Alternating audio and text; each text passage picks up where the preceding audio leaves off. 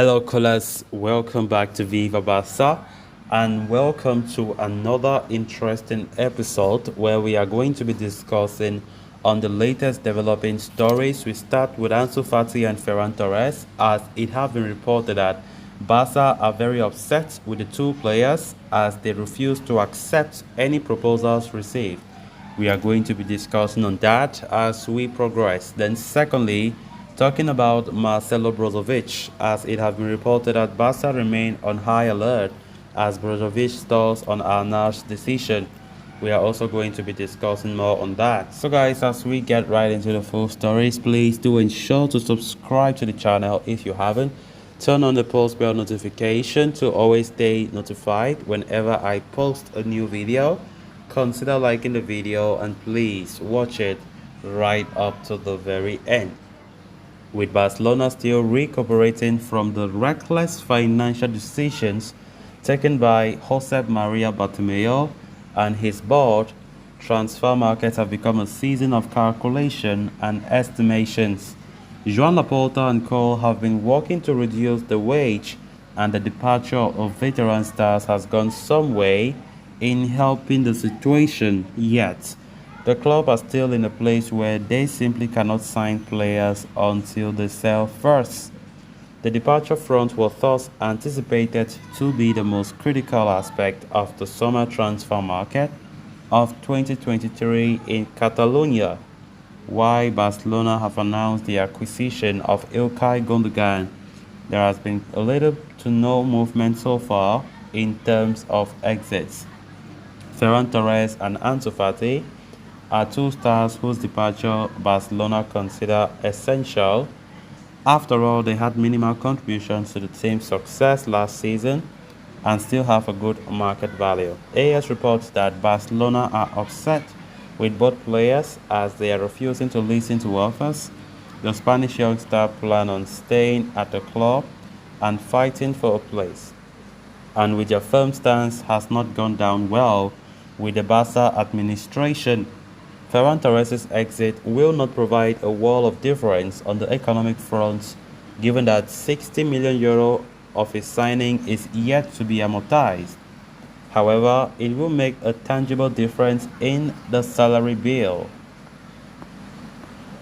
Fati's departure would be far more profitable for Barcelona, given that he is a home-ground talent.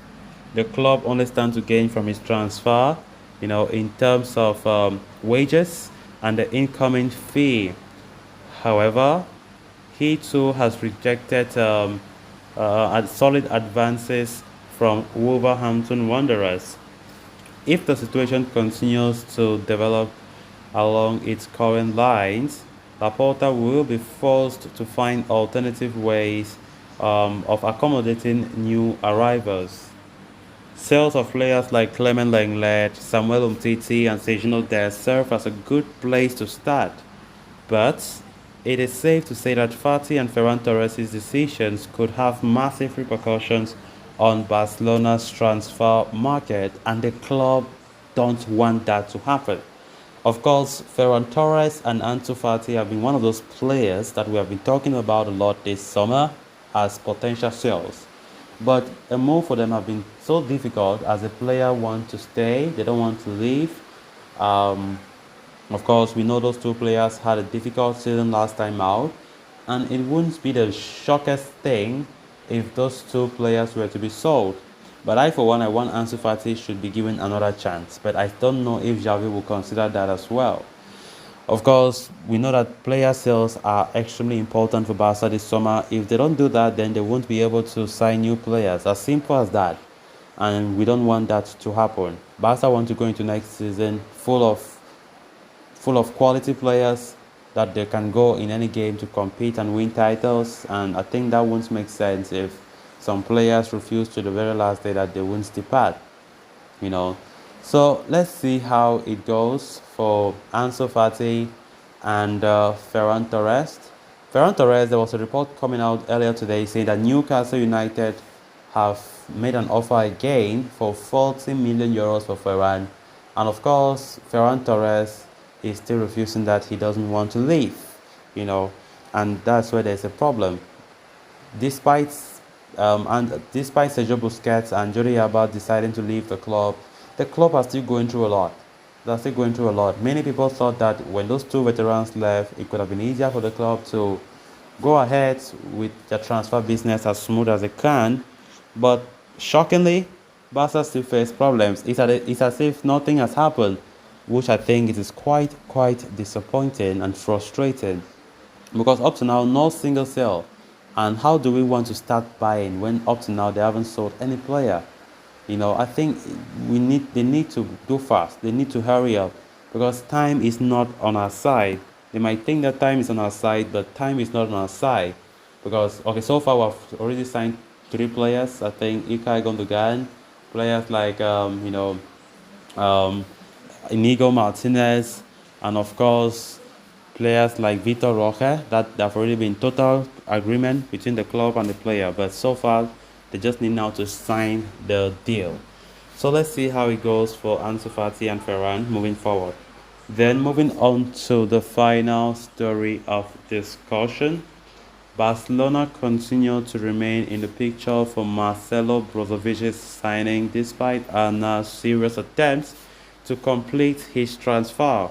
After yesterday's meeting with Inter Milan officials on Monday in Italy, the Saudi Arabian giants have a total agreement with the Nerazzurri for Brozovic. However, the player has not given his okay to the transfer yet.